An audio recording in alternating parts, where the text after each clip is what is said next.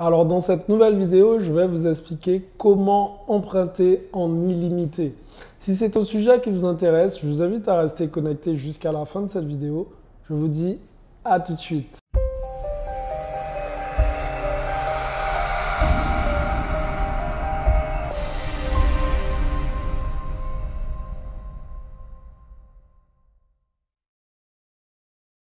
Salut à tous, je suis Xavier Prétérit, je suis l'auteur du livre Cave et Parking.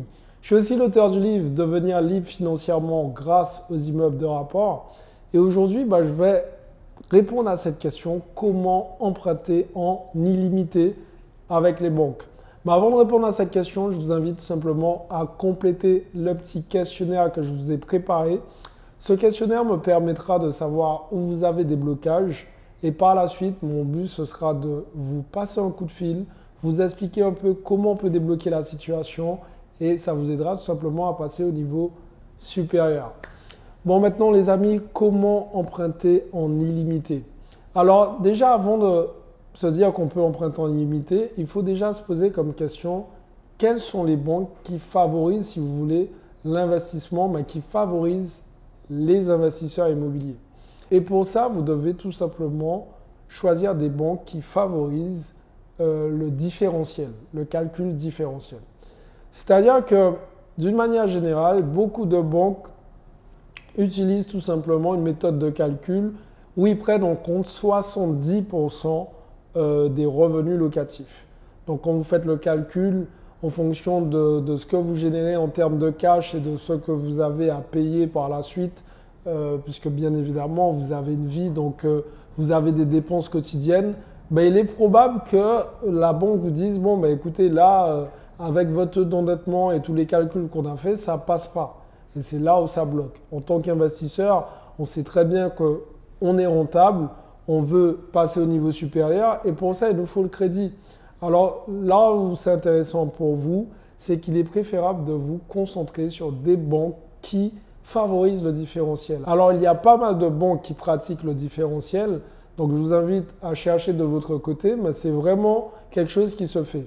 Une fois que vous êtes tombé sur ces fameuses banques qui pratiquent la méthode de calcul en différentiel, maintenant, c'est à vous de faire le deuxième travail. Et c'est quoi ce deuxième travail? C'est tout simplement de vous dire, quand vous venez à la banque, vous venez avec un dossier en béton armé. En effet, l'idée, c'est d'arriver et de montrer que votre projet, il est bien structuré. J'aime bien dire une chose, prenez exemple sur les promoteurs immobiliers. Pourquoi les promoteurs immobiliers arrivent à vendre leur appartement et leur projet très facilement? Tout simplement parce qu'ils vous présentent une plaquette qui fait rêver. Ils vous parlent de chiffres. Ils vous montrent une belle voiture garée. Ils vous montrent des personnes qui sont jolies à voir sur cette même plaquette. Donc, qu'est-ce que vous faites? Vous vous projetez. Et c'est l'une des raisons pour lesquelles les gens arrivent à se projeter aussi facilement et à signer. Vous, par exemple, si vous allez voir le banquier et que vous achetez un bien avec des travaux, l'idée, c'est de venir avec des photos du bien en état et un plan bien structuré avec des photos en 3D de ce que vous souhaitez réaliser et en mettant bien évidemment les chiffres qui vont avec sur les côtés. Alors, ce qui va se passer, c'est que le banquier va lui aussi se projeter et va se dire « Ah oui, c'est un projet qui me semble intéressant ». L'idée aussi, c'est de venir avec un devis d'entrepreneur.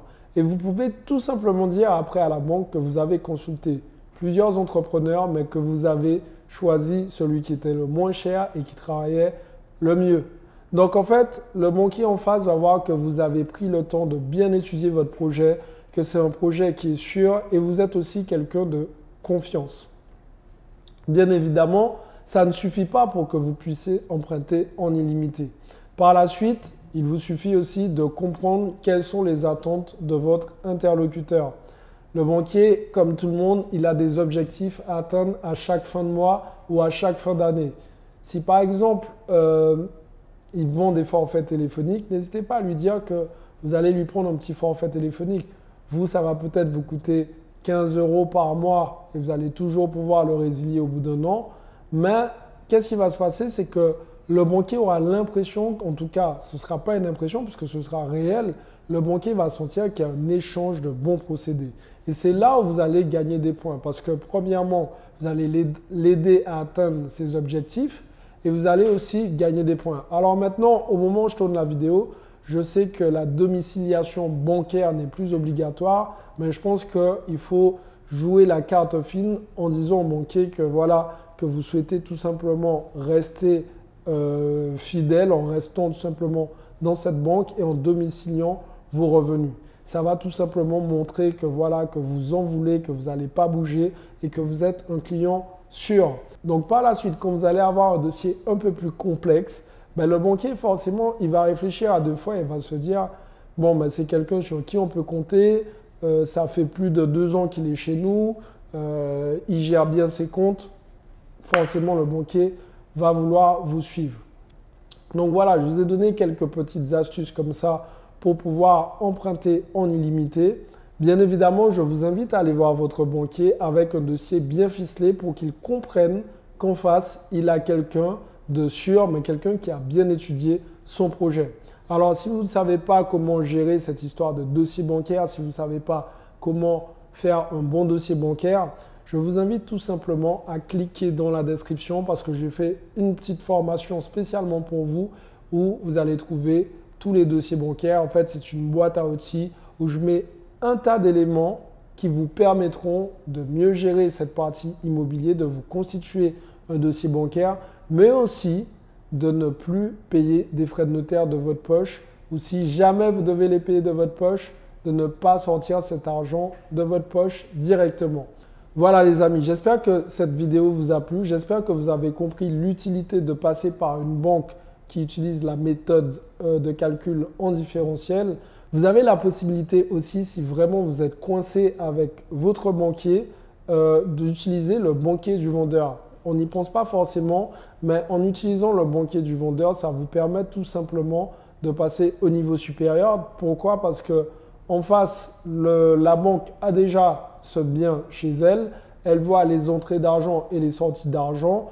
Elle connaît ce bien aussi bien que le propriétaire. Donc du coup, elle va plus facilement financer le nouveau propriétaire puisqu'elle sait que voilà, s'il va juste avoir une petite transaction, mais en réalité, ça ne va pas changer grand-chose et elle va pouvoir faire tourner encore l'argent dans la banque. Donc voilà les amis, j'espère vraiment que cette vidéo vous a plu. Si cette vidéo vous a plu, mettez-moi un gros like, partagez la vidéo autour de vous et surtout les amis, partez pas, abonnez-vous à la chaîne pour rejoindre ces milliers d'entrepreneurs. Et pour les autres, pas de mystère, passez à l'action parce que demain, c'est pour les faibles. Ciao tout le monde.